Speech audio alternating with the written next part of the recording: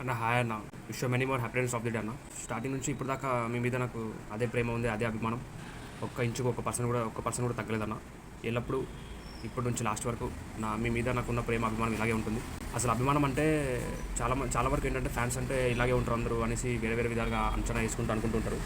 కానీ నాలో నేను ఏ యాక్టింగ్ చేయను. నేను యాక్చువల్గా నా మనసులో నుంచి మాట్లాడతాను.